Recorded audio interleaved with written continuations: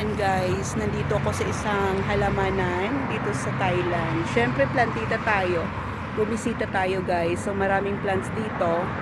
But then, cannot afford at wala pa akong mapagtataniman. And, maiiwan ko din lang siya this summer. So kailangan niyang diligan ng maayos. So di ba ang ganda guys? Siyempre plantita tayo. Naghanap tayo ng mga plants. So here the aglaw. Wow, it's so beautiful. 150 siya guys. 150 ang bawat aglaw. Ang ganda diba? Yun 450 na siya kasi malaki na siya. Pero ang ganda nito guys. Actually, may ganyan ako sa bahay, sa Pilipinas.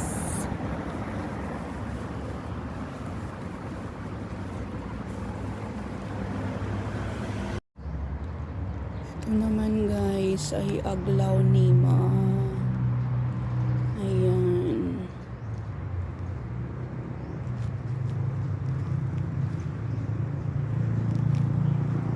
Birds of the Paradise. Kaganda nyo guys. Siyempre plantita tayo. Nag-visit tayo sa isang plant nursery here sa Thailand. Near lang po siya ng aking school. So ayan. Pasilip ng mga halaman.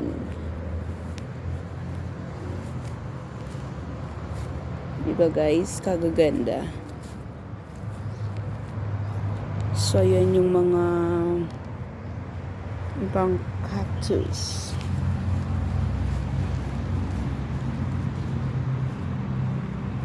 It's so beautiful.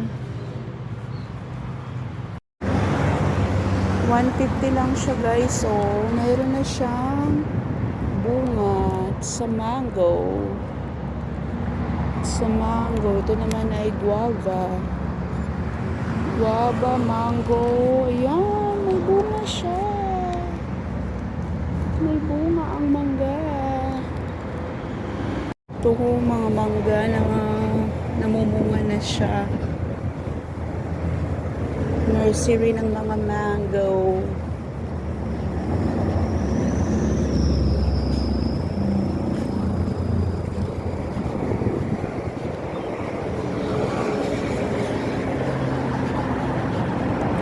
Kinds of mango guys.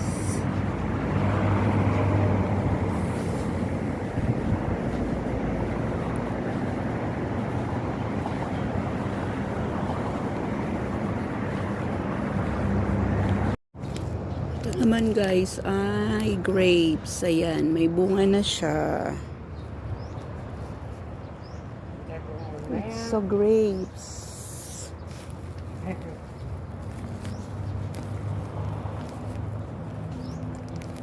Ayan, malawak ang kanilang taniman guys, hanggang sa dulo pa.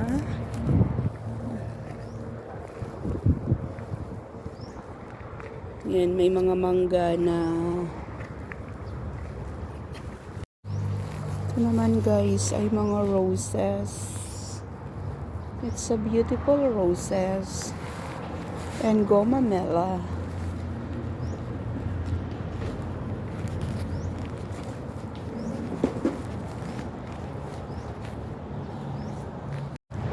Ito naman guys ay mga loam soil. How much is this? Parang gusto kong bumili ng loam soil kasi meron akong itatanim.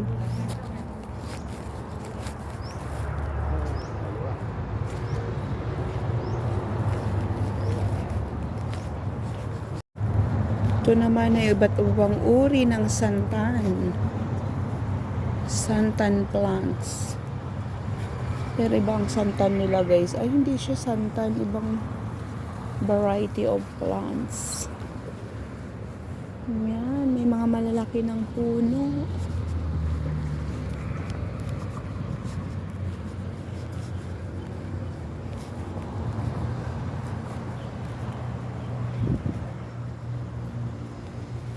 Ganda niya, guys. It's so beautiful. Beautiful. May fiddle leaf dito. Ang laki na ng fiddle leaf. Ayan. Meron siyang rubber plant, fiddle leaf. Ayan.